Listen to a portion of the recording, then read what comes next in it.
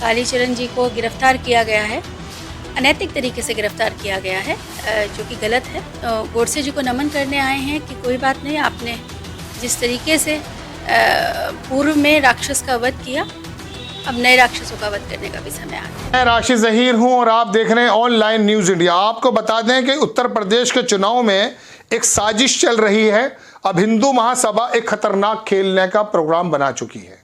आपको मालूम है कि अन्नपूर्णा भारती माँ थी वहां पर हरिद्वार के अंदर, वहां पर उन्होंने किस तरह का आह्वान किया था, जिसको ये धर्म संसद कहती हैं, लेकिन लोगों का कहना है कि वो अधर्म संसद था।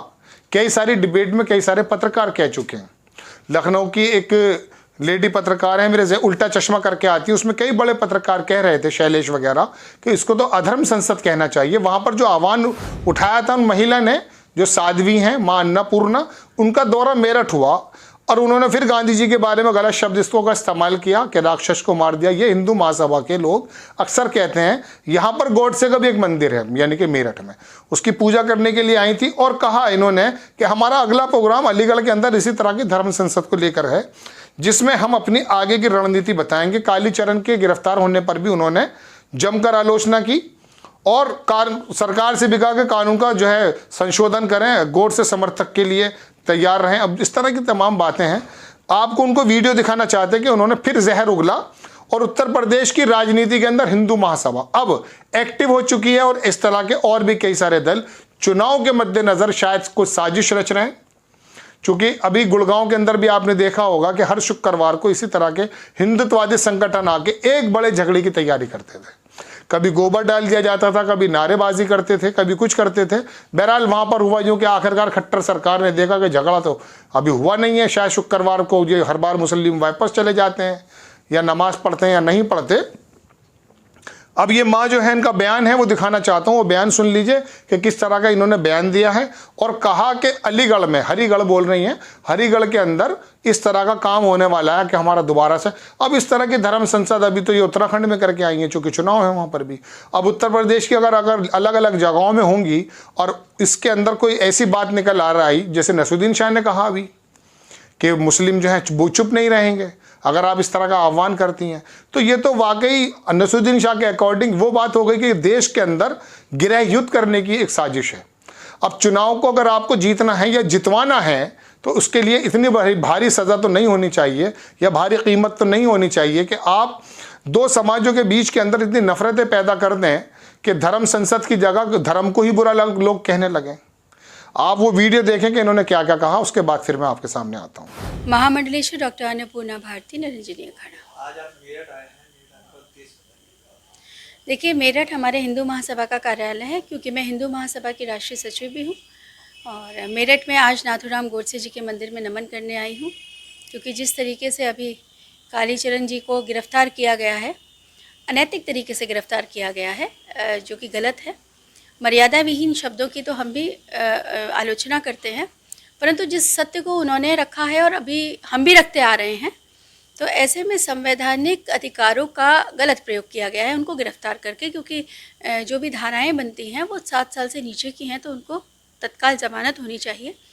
तो गोडसे जी को नमन करने आए हैं कि कोई बात नहीं, आपने जिस तरीके से पूर्व में राक्षस का वध किया, अब नए राक्षसों का वध करने का भी समय आ गया। बिल्कुल जी, हिंदू ध्रुवीकरण ज़रूरी है, क्योंकि हमारे संस्थान के मुखिया जो हैं हिंदू महासभा के, वो वीर सावरकर जी हैं और उनका एक बड़ा सपने वाला जो स्लोगन है कि राजनीति का हिंदूकरण और हिंदू का सैनिकीकरण।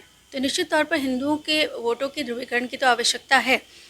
हिंदू महासभा चूँकि एक राजनीतिक पार्टी है, तो इसके अंतर्गत तो मैं इस बात को स्वीकार करती हूँ और हम आह्वान करते हैं कि एकजुटता का परिचय देना चाहिए और हिंदू हृदय सम्राट को ही वो लेकर के आएँ, फिर वो चाहे कोई भी हो। लेकिन एक संत होने के नाते मेरा सबसे आह्वान है कि दलगत राजनीति से ऊपर उठकर सिर्फ सनातन रक्षार्थ और सनातन प्रेमियों ऐसे व्यक्ति को ही राजनीति में आना चाहिए। और आने वाले समय में 22-23 जनवरी को हमने अभी हरिद्वार से इस चीज़ की पुष्टि की है और इसका ऐलान किया है कि एक हरिगढ़ में, यानी जो अलीगढ़ है, वहाँ पर एक धर्म संसद का आयोजन रखा गया है, जिसमें विषय ही ये है कि वर्तमान परिप्रेक्ष्य में संतों की राजनीति में संतों की भूमिका। गांधी परिवार तो गांधी परिवार है, उसके खून में क्या है ये हमसे कहने की आवश्यकता नहीं है। गांधी पर अब बहुत ज़्यादा मैं बोलना भी नहीं चाहती हूँ, क्योंकि उसका वध तो गोडसे जी कर ही चुके हैं। और गांधी परिवार क्या है ये भी समूचे भारतवर्ष को पता चुका है, और हर व्यक्ति 1.25 करोड़ की 1.25 करोड़ जनता इस बात को जानती है। वो एक अलग बात है कि जिहादी और जिहादी मानसिकता के लोग और नीच राजनीति करने वाले लोग जो सिर्फ कुर्सी से बंधे रहना चाहते हैं, वो कुछ भी कहें, लेकिन सत्य तो सबके हृदय में व्याप्त है और स्वीकार भी है। महिला होने के नाते लड़की हूँ, लड़ सकती हूँ, बहुत अच्छी बात है। और एक संत होने के नाते मेरा आशीर्वाद उनके लिए भी है। और बस लेकिन इतना ही कहूँगी कि प्रियंका जी, आपने भारत में जन्म लिया है, जहाँ तक मुझे पता है, अगर नहीं लिया तो, लेकिन अगर भारत में जन्म लिया है तो भारत की बेटी हो, सनातन के साथ आ जाओ, धर्म रक्षार्थ लड़ो। हमारे यहाँ बेटियों को पूजा जाता है। हमारे यहाँ महिलाओं की तुलना जो है वो देवी तुल्य है, देवी समान है, और देवी के 9 रूप हैं। तो उनसे मेरा यही अनुरोध है कि ठीक है, उन्होंने जिस भी कोख से जन्म लिया, लेकिन माटी तो हिंदुस्तान की है। तो हिंदुस्तान की मिट्टी का तिलक करते हुए हम बाहें फैला के उनको गले से लगा लेंगे, सनातन को स्वीकार करें और सनातन और हिंदुओं की राजनीति पर अब वो आ जाएं, तभी उनका कल्याण संभव है। तो आपने सुन लिया कि क्या क्या इनके बातें हैं, इनकी कहना है गांधी जी के बारे में। अभी देखिए, कालीचरण गिरफ्तार हुए, उन्होंने क्या क्या शब्द कहे। इन्होंने भी कहा कि गोडसे ने एक राक्षस का वध किया था, यानी कि गांधी जी जिन्होंने आज़ादी दिलाई हमें और पूरी दुनिया के अंदर प्रतीक बन गए, और नेल्सन मंडेला जैसे लोग उनसे प्रेरित होकर के वहाँ पर भी जो है आज़ादी मिल गई, जो आपने देखा होगा श्वेत वगैरह लोगों की जो एक वो थी। तो अब वही जो बाइडन प्रधानमंत्री जी से जब हमारे मिलते हैं तो कहते हैं कि गांधी जी के सिद्धांतों पे चलने वाला भारत है।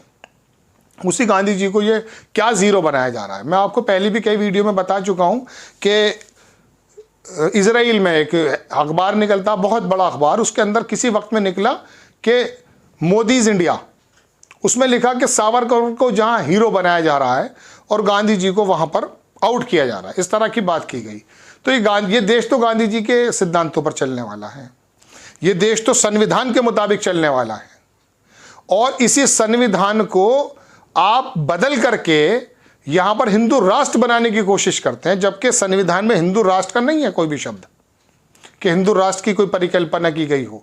सारे समाजों को बराबर के अधिकार दिए गए हैं, लेकिन यहाँ बच्चे पैदा करने की बात भी करती है कि एक वर्क पे जो है कुछ विशेष तरह का कोई लगना चाहिए कंट्रोल। तो ये माँ हैं, ये साध्वी हैं, ये दुनिया भर की जो भी इनको उपाधि हैं, हम नहीं कह सकते वो सही या गलत है, लेकिन जो साधु, जो महाराज, जो साध्वी, जो माँ दो भाइयों को, दो लोगों को अलग करने की बात करे, दो समाजों के अलग करने की बात करे, दो धर्मों के बीच में दुश्मनी पैदा करके ये आह्वान कर दे कि 100 हिंदू के लोग आ जाएं और वो 20 लाख मुसलमानों को सफाया कर देंगे, ये शब्द किसी महाराज, किसी साध्वी या किसी माँ के नहीं हो सकते। माँ के ये शब्द नहीं हो सकते।